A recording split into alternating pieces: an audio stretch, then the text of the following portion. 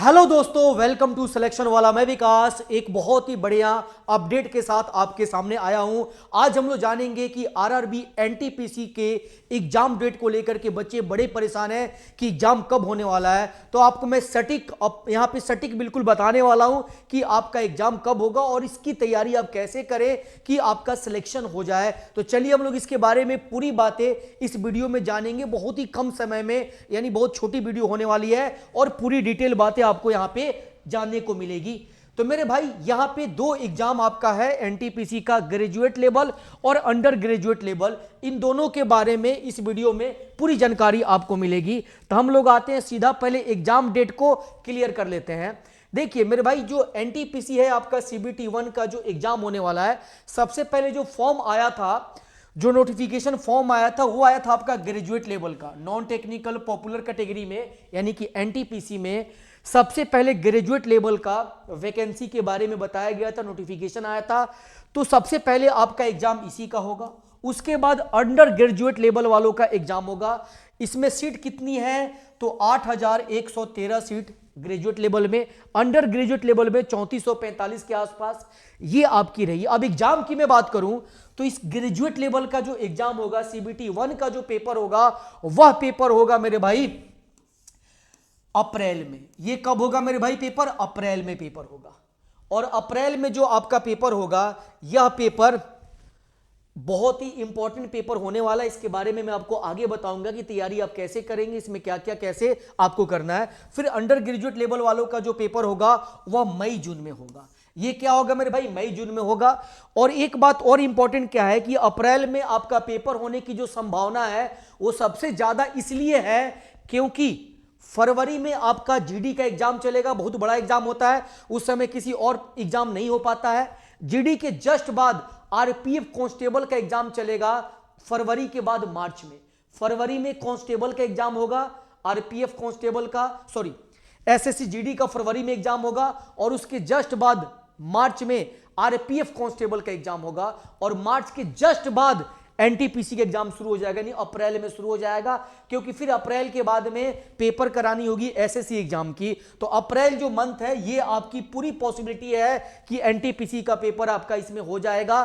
तो आप जो है अपनी तैयारी बिल्कुल बढ़िया तरीका से शुरू कर दीजिए, क्योंकि ये एग्जाम का डेट लगभग निश्चित है।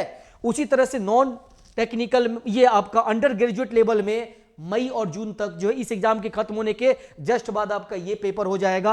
अब हम लोग आते हैं यहां पे तैयारी कैसे करें, उसके बारे में थोड़ी सी बातें जानेंगे। और सबसे पहले ये समझ लेते हैं कि हमारा जो पेपर होने वाला है सीबीटी 1 का, सीबीटी 1 में मेरे भाई जो आपका टाइम रहेगा 90 मिनट का टाइम रहेगा। उसमें जीएस का जो पेपर होगा, जनरल अवेयरनेस का, वह होगा 40 नंबर का और प्रत्येक क्वेश्चन 1 नंबर का रहेगा। मैथ में 30 क्वेश्चन होंगे, रीजनिंग में 30 क्वेश्चन होंगे, टोटल 100 क्वेश्चन होगा और 100 मार्क्स का होगा, ठीक है। और इसमें जो आपका समय दिया जाएगा मात्र 90 मिनट का समय रहेगा मेरे भाई। इसमें निगेटिव मार्किंग रहेगी, रेलवे के द्वारा जो निगेटिव मार्किंग रहता है 1/3 का, वही निगेटिव मार्किंग रहेगा। और इसमें जितने लोग एग्जाम देंगे, जितनी वैकेंसी है उसका 15 गुने लोगों को सीबीटी 2 में लेकर के जाया जाएगा।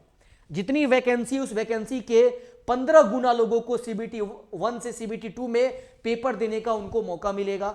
तो सीबीटी 2 में जो बच्चे आएंगे उनको भी कितने, मतलब क्या क्या पढ़ना होगा, सब्जेक्ट तो आपका यही रहेगा, लेकिन क्वेश्चन की संख्या थोड़ी सी बढ़ जाएगी। 40 की जगह पे 50, 30 की जगह पे 35, 30 की जगह पे 35, टोटल 120 क्वेश्चन होगा और 120 नंबर का रहेगा।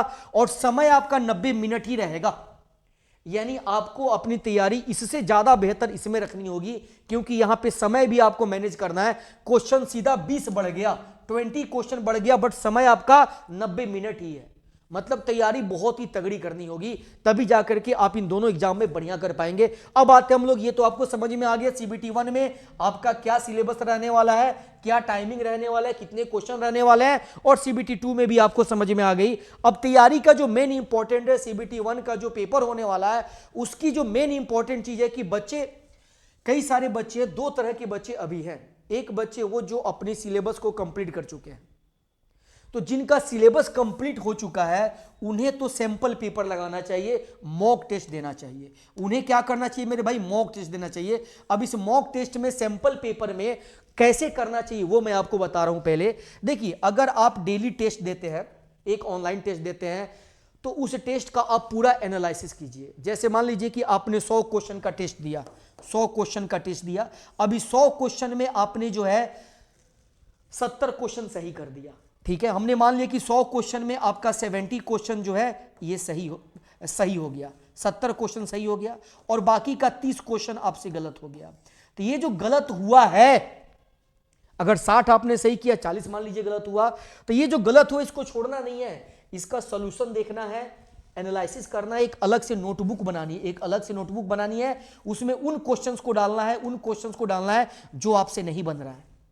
जो आपसे बन जा रहा है उसको साइड में कर दीजिए, और जो आपसे नहीं बन रहा है उसको यहां पे अलग एक कॉपी में नोट करते चलिए, और इसका रियल एक्सप्लेनेशन क्या होगा, इसका आंसर क्या होगा, उसको भी नोट कर लीजिए। और इस कॉपी को आपको हमेशा रिवीजन करना है। फिर अगला टेस्ट आप मारेंगे, उसका एनालिसिस करेंगे, उसके क्वेश्चंस को लिख देंगे यहाँ पे, और ये कॉपी पूरी रिवीजन में चलती रहेगी। तो जैसे आप लगभग 30-35 टेस्ट देंगे, तो उसके बाद आपको पता चलेगा कि इधर से संख्या बढ़ रहा है और इधर से कम हो रहा है, मतलब ज्यादा सही हो रहा है, कम गलत हो रहा है। क्यों? क्योंकि केवल इसके वजह से आप बढ़िया एनालिसिस कर पा रहे हैं। तो मॉक टेस्ट तो आप दें, लेकिन टेस्ट का एनालिसिस करना बहुत जरूरी है, तभी जाकर के सही की संख्या बढ़ेगी और गलत की संख्या कम होगी, और एक समय आएगा कि आप मैक्सिमम क्वेश्चन सही बना रहे होंगे। तो ये हुआ कि जो बच्चे तैयारी कर चुके हैं, जिनका सिलेबस कंप्लीट हो चुका है, उनके लिए है। इसके लिए आप हमारे साथ अगर जुड़ना चाहते हैं तो हमारे चैनल पर जुड़ सकते हैं। जैसे कि मैं डेली एक मैथ का मॉक टेस्ट कराता हूं, जो कि 12 बजे डेली एक मॉक टेस्ट कराता हूं एनटीपीसी वालों के लिए, बहुत ही जबरदस्त। तो यहां पे आपको एनालिसिस और प्लस में क्वेश्चन ये दोनों मिल जाएगा। वैसे ही सुबह में क्लास होती है साइंस की 8 बजे, वो आप देख सकते हैं वहां पे। तो मेरे भाई ये हो गया, जिनकी तैयारी हो चुकी है उनको मॉक टेस्ट लगा करके अपनी तैयारी को और बेहतर करना है। अब एक चीज और यहां पे आ गया कि जो बच्चे अभी तैयारी नहीं किए हैं उनका क्या हो। तो उनके लिए मेरे भाई यही सजेशन है कि सबसे पहले आप चैप्टर वाइज सभी चैप्टर्स को पहले पढ़ें, और पढ़ने के बाद में जैसे आपका 50% सिलेबस कंप्लीट हो जाए, तो 50% के बाद आप मॉक टेस्ट लगाना शुरू कर दीजिए। मॉक टेस्ट अभी पहले आप 50% सिलेबस कंप्लीट कर लीजिए, कम से कम 50%। जो भी चैप्टर्स हैं उनके आपके आइडिया होने चाहिए, उनके हर चैप्टर के कम से कम 100 क्वेश्चन बना लीजिए। अगर मैं मैथ की बात करूं तो क्या होगा कि पूरा का पूरा आइडिया आपको लग जाएगा, 50% तैयारी आपकी चैप्टर वाइज हो जाएगी। उसके बाद आप बाकी का सिलेबस कंप्लीट करते रहिए, और आप साथ में मॉक टेस्ट देते रहिए। यानी ये काम आप चाहें तो अगर ज्यादा मेहनत करेंगे तो यह काम आपका 30 दिन में हो सकता है, 30 दिन में आपका हो सकता है यह काम। बाकी 30 दिन के बाद आपको मॉक टेस्ट देना शुरू करना है, और बाकी अपना सिलेबस कंप्लीट करते रहना है। यही आपका बेहतर तरीका है जिनका अभी तक सिलेबस नहीं हो पाया है। तो ये 2 तरीके से आप अपनी तैयारी कर सकते हैं। बाकी एग्जाम के बारे में आपको मैंने बता दिया, एनटीपीसी का जो पेपर होगा अप्रैल में होगा, पूरी संभावना है अप्रैल में पेपर होने के लिए। तो आप भी उस टाइम को दिमाग में रखते हुए अपनी आप तैयारी करें, ताकि आप जो है बढ़िया कर सकें। और बहुत ही बढ़िया कंपटीशन होने वाला है, क्योंकि सभी तरह के बच्चे इसमें भरे बैठेंगे। जितने भी अभी रेलवे के एग्जाम दिए हैं बच्चे, वो सभी इसमें बैठेंगे। तो मेरे भाई आप बढ़िया से तैयारी कीजिए, अपनी प्रैक्टिस कीजिए।